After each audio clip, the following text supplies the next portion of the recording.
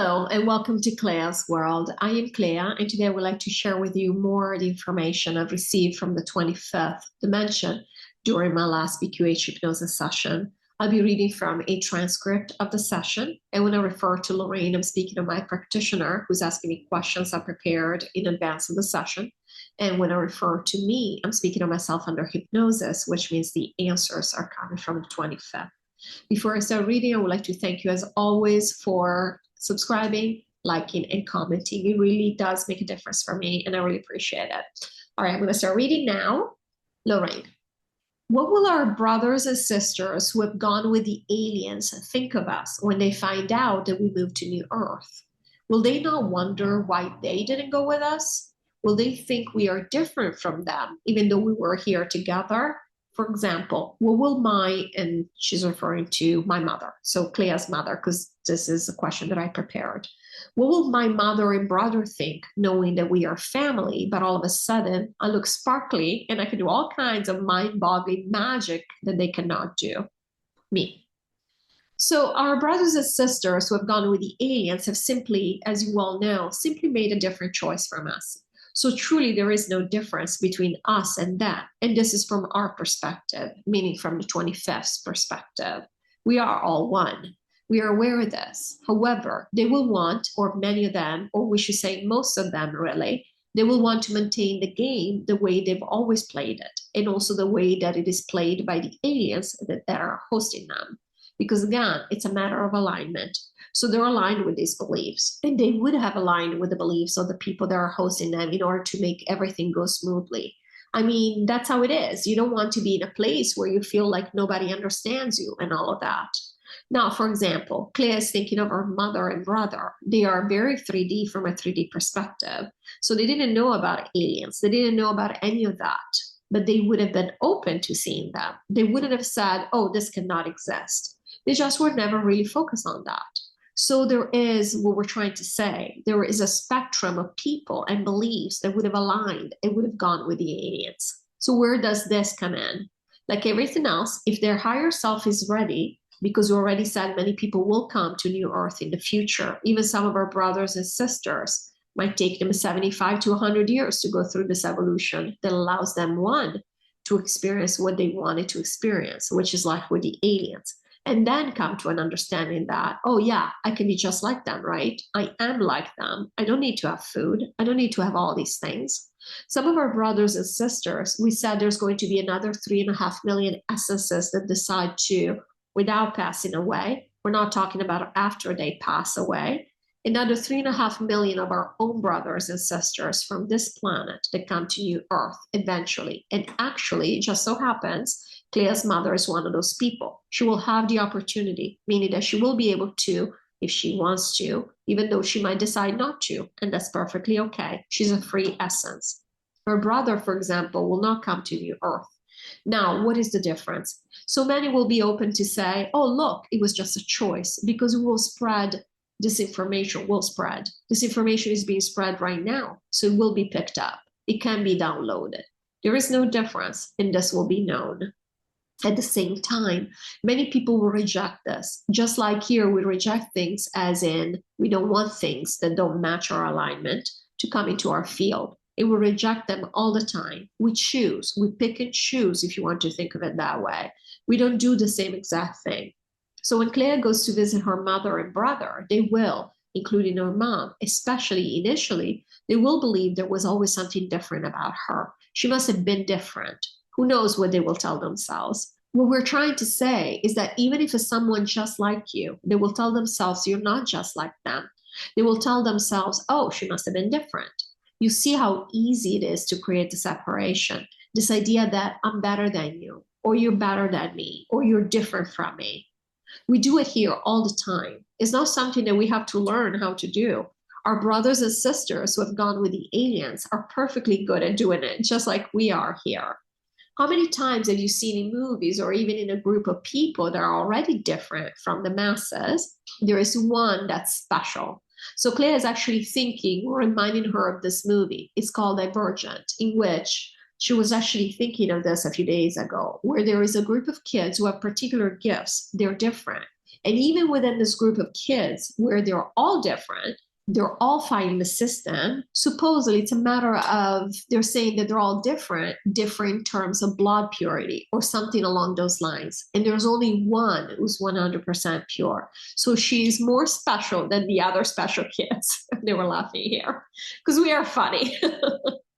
So you see, we do this all the time. So it's so easy. It will be so easy for our brothers and sisters to say, oh, she's special. Oh, he's special.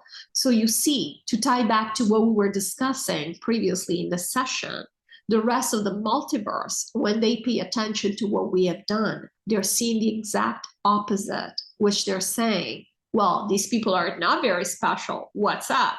How are they able to do all of this? In fact, they're really the opposite of special. We're laughing. They think of us as being just a disaster. Do you see? We can tell ourselves whatever we want. So our brothers and sisters will have no issue. They'll just say, oh, because they were born different. That's all. Very easy. It is very easy for us within the matrix, not just here, everyone within the matrix, to discard information that does not match or to bring information back into the fold or what we like to believe. We do this all the time. We do this instinctively here. We do this automatically. It's the game we play. Lorrayne, I also wonder if many of the things that we on New Earth will be able to do, they just won't even register as existing because it's too far out of their realm of understanding at that point in time. Me, correct. And we have actually already mentioned that when you go visit anyone else, whether you know them or not, whether you knew them here or not, when you go visit anyone else on alien planets or they come, aliens will be coming to New Earth. They won't register, just like you said. They will not be aware. They will just cut off everything that they see. They'll just say, oh, what a pretty place. It's all sparkly. Or what good looking people. They're all sparkly. Whatever their thought process will be. Oh, look how interesting. They don't eat. Or whatever the case, whatever they're going to say. But at the same time, the only time they will realize that we have certain powers, even though we'll be extremely powerful, but they will not see all of that. What they will see is if you do what they consider a magic trick, which is the word that Claire used in the question. All of a sudden, you disappear in front of them. Or all of a sudden, you start floating, even though we don't have to float. What's the point of floating? They were laughing. It's just for fun. It's just for show. All of a sudden, you turn yourself into an elephant. All of a sudden, you show up on their planet without a ship. Do you see? So absolutely, they will see these things that even at 3D level, we'd be able to see with our human eyes without going beyond the veil. Remember, they will have a veil. And so in order to keep that veil in place, they're only going to let themselves see certain things. It's mostly going to be see, because that's the obvious way of having the veil, right? It's like on a stage. We only allow certain things to be visible. So you're absolutely right. They're not going to see 99.9% of what we can do. And we're laughing. How would they see? Or how would they? Of course, the essence knows all. So their essence would know. If they connected, they would know. But like we said here, we don't feel our way into things. We see our way into things. We look at things with our eyes. But how would they know that you can change the vibration on a planet just by focusing on it? How do they know that you could knock a planet off its axis if you wanted to? Are you going to show it to them? Like, is that going to be one of the magic tricks they're going to see you do? Be like, whoa, they were laughing again. How will they know unless you start moving your ship around like it's nothing? How will they know? They will not know. They will not, because we don't want to know about energy. We do not want to know that we are all powerful and we are energy. And therefore, of course, as we are all one, we can affect all of energy. What does that mean? Even now, when we consider it from a 3D perspective, what does that mean? Now, if you saw it, that's where you would believe. So yes, you're correct about that. Lorrayne, thank you. You said that the fact that there are only 12,000 light workers is new information. In fact, everyone in the New Age spirituality community has always believed that there are 144,000 light workers.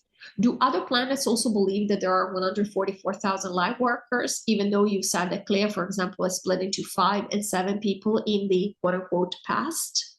Me. No, so it's just like what we talked about when it came to angels, that different planets have different names for angels, different hierarchies, and so on. It's the same thing with the light workers. So they don't, the 144,000 number is not something that's only known here because of the fact that we have been 144,000 for hundreds of years now because of the work we're doing here. But not every planet has to believe that there are 144,000. We have actually been on other planets. We have split there. We're telling Clea 75,000 on another planet. And where was this? And this is me asking myself. I think it was related to another takedown, actually.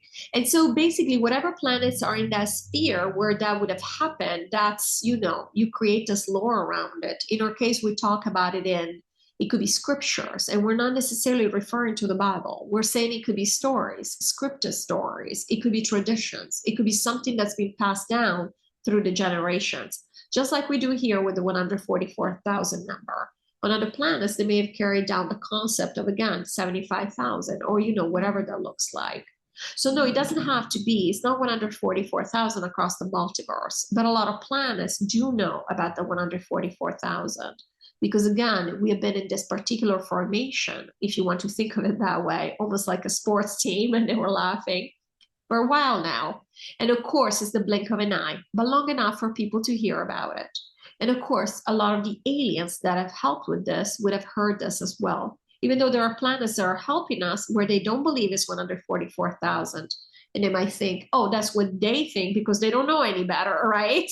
They were laughing because, again, we're in 3D. We don't know anything. They were laughing some more because it is pretty funny to think of what our alien brothers and sisters think about us. So no, it's just a number. It doesn't have to be the same number everywhere. Different planets have different ideas around this concept. Lorrayne, thank you. Okay, you said many times that each of the 12,000 can raise the vibration of an entire country or continent just by incarnating in a certain place. You've also said that once we call a takedown, every one of the 12,000 incarnated here. How many of the 12,000 were here before the takedown was called? Me. So how many of the 12,000 were here before the takedown was called? They're saying a few hundred. They're saying 500. Is it 500? Yeah. So, and this was me double checking. So around 500 light workers were already here before the takedown was called. Lorrayne, thank you. Okay, Clea adds, how come the vibration was already so low, even with some of the light workers here, and continued getting worse and worse after we all incarnated here? The 12,000 have also supported dark ideas, and we've reached peaks of 70 to 80% darkness here. Have the 12,000 made any difference at all? And you can see where my head was at when I wrote these questions. I wasn't so happy about what's taking place here. Me. The 12,000 have absolutely made a difference. However, the 12,000 make a difference we said this, and of course it was in the question as well. The 12,000 make a difference just by incarnating on a planet. They make a difference in terms of the vibration they carry. Everybody makes a difference. Again, we don't want to give the impression, we said this many times, anybody could be a 12,000. The 12,000 are just essences like everybody else. It's just a matter of when they come, if you want to think of missions, and we already said the higher self doesn't have a mission. But in the case of the 12,000, they do, is what you would think of as a mission, which is they're the firefighters. We've used this analogy before. And therefore, their mission, again, if you want to call it that, is always to do certain things. So to raise the vibration on the planet. They would never incarnate just to enjoy. Yes, of course, it's always the ultimate objective. That's the reason we're here in the Matrix, period, okay? But at the same time, normally, they're not just there in the place to experience like everybody else, like we're going to do on your Earth. Just by being there, they're always already affecting the vibration. Every one of us carries a certain vibration. We know this. And now, again, we're talking as if we're talking about individuals. We already know the vibration is everything. We're connected to everything. But we're looking at this from a separation perspective within the matrix, obviously, when we speak of everyone, every vibration. So the 12,000, just the way that they set themselves up to be in the game, even when they are on vacation, if you want to put it that way, their vibration is still going to be felt in a certain way. Their goal is to raise the vibration. So they raise the vibration just by being. Again, they don't have to even intend for this to happen, okay? And therefore, yes, they make a difference. Now, Clea's question was hinted to that. She's wondering, well, we've reached such high peaks of darkness. Have the 12,000 really been effective? I mean, even before. Now, we call the takedown. So have the 12,000 really made any difference? Well, this is a good question, of course, because if you're looking at the results, you're thinking, well, the 12,000 failed, or the 12,000 are really weak, or whatever it is. We already said that's really a 3D way of looking at it, because the truth is, we already said this. First of all, everyone who's on a planet has to agree to certain things. We have, even as the 12,000, even as people on the team of the light, we have supported everything. You cannot have things on a planet that affect everybody unless everybody supports it. We truly thought, when we are now considering this very negative reality, we truly thought that a lot of the things that the dark had come up with would work. And we already said the dark has done a lot of these things, or it's done everything really thinking. And we're not talking about it 3D level, the way that they think of it here. Really, at higher self level, they've done all these things because they wanted to help. They thought this is how you keep a 3D planet in place. You do low vibrational stuff. This is how we set it up. So we have these judgments here.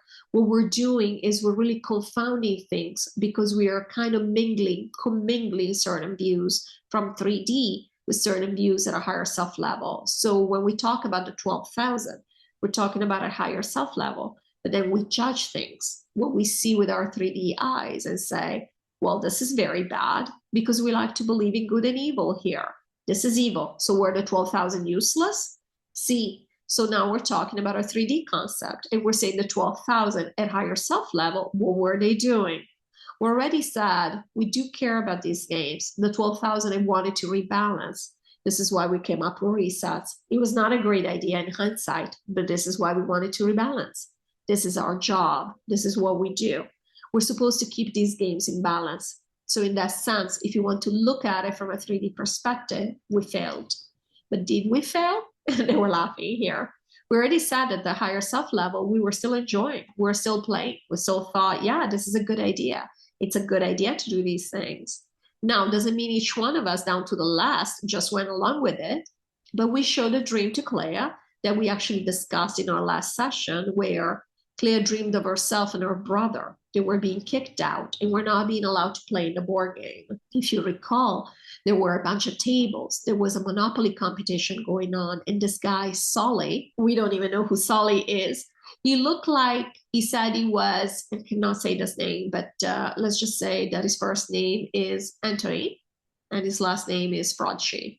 And he used to be a doctor, and he's supposedly retired now. He said he was this guy's brother or something of the kind, or twin or whatever. And he's telling them, no, you cannot play. And we explained, and we said that when they try to explain to other people, say, hey, do you know this is going on? That this guy is telling us we cannot play. And nobody cared. Nobody even knew who Solly was. Didn't really care. Some people knew of Fraudschi, but didn't even care that he was evil. So we feel, we already said this, as a team of the light, we feel like we wanted to do all these things, but other people didn't follow, didn't support us. The truth is, we already mentioned this, even people on the side of the light have gone along with these things. It wasn't just people in the middle and people on the side of the dark who said, no, you cannot play. We were just having fun and we didn't want to stop. And actually, there's a question that Clea has, which is, well, we already knew that we take down planets. We have to take entire planets down when we get to 60% negative polarity. How could we be so naive or so, what is a good word, so neglectful, so careless, and say, well, we're still playing, we're still having fun, doesn't matter that the polarity is negative. We did, because the truth is we got caught up. And again, at the higher self level, in the gray scheme of things, it's not that we thought, okay, we don't care if we have to take this down, but we thought, oh, we can always rebalance. But then when the resets happened, we realized there were so many that the polarity became so negative, so drastically, so quickly, compared to what we had done before, where things kind of got out of hand for us. That's what happened. It's not that, again, we didn't care. We didn't care as in we weren't too concerned about it. As in we figure, yeah, okay, it's not that bad. And yeah, it's getting a little bit, it's going a little bit in the wrong direction. But again, we weren't in such a negative polarity yet. But once we came up with the resets, then very quickly we got to the 60% mark, where we usually call for a takedown. And that's what happened. So we hope we answer your question. I know we mixed a couple of questions together. And I want to stop for a second here and make a comment. I had been dealing with this sense of aggravation and frustration in my daily life, but also it was especially shown to me in dream state, where I had multiple dreams about how the light team has felt here, the frustration. This example of the dream with the game wars, the Monopoly games, where my brother is also on the team of the light, and he's gone now. His essence is gone, but we were told basically we couldn't play, and so that's pretty much how it felt like.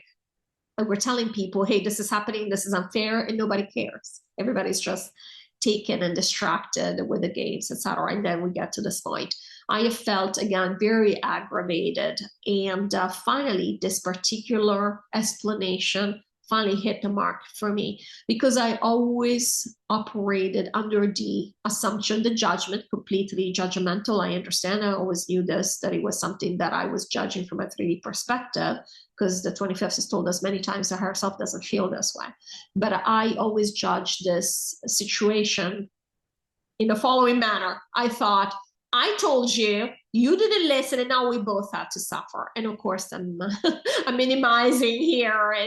There's more, it's more complex than this, but pretty much this is what it boiled down to. And they have, with this explanation, brought home the fact that we really, even the people that might have not been the first ones to realize what was going on, it's not like they didn't care.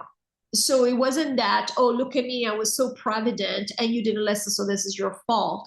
It's that we really knew we could still rebalance. But when I came up with the idea of reset, we created a situation where it was impossible to catch up at that point, because we can barely deal with a 1 or 2 percentage point vibration shift. And all of a sudden, by using resets, we're creating overnight situations where we had a 4 or 5% vibration shift, and all of a sudden we were lost.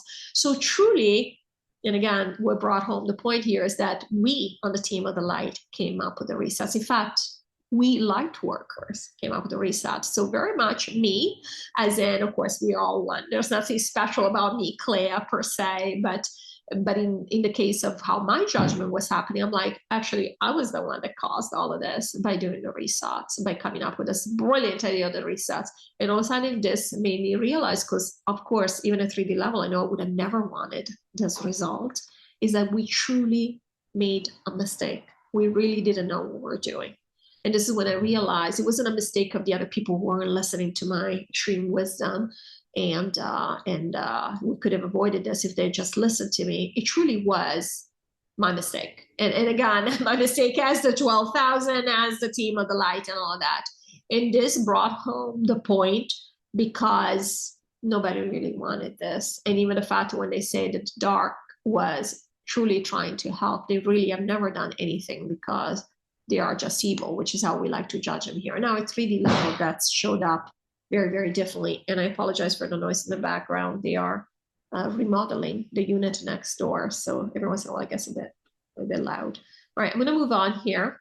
Lorrayne, yeah, thank you. The main question in that last one was, did the 12,000 make a difference? That was the main point, and I believe you answered that, me. So to summarize, yes, they do make a difference. We do make a difference. However, we also want to play the game. So while we might be the ones that are we always have the alarm bell in our heads where we say, well, this needs to be fixed. Just like when you have a job, you're looking for certain markers. And so this needs to be fixed. You also need the support of other people, and we weren't getting that. So that's the source of a lot of our frustration. And we already mentioned Clea's had weeks of dreams where she's felt very frustrated. And we've shown her different situations where this frustration has come up, so that she can feel it and she can realize, she can integrate it, and she can realize what that felt like, because we do a lot of compartmentalizing at this level. So we're not quite, again, we hear the word frustration, we're like, oh, frustrating, and we don't really connect. We don't feel the feeling. In dream state, she's able to actually feel the feelings, and therefore she can elaborate them.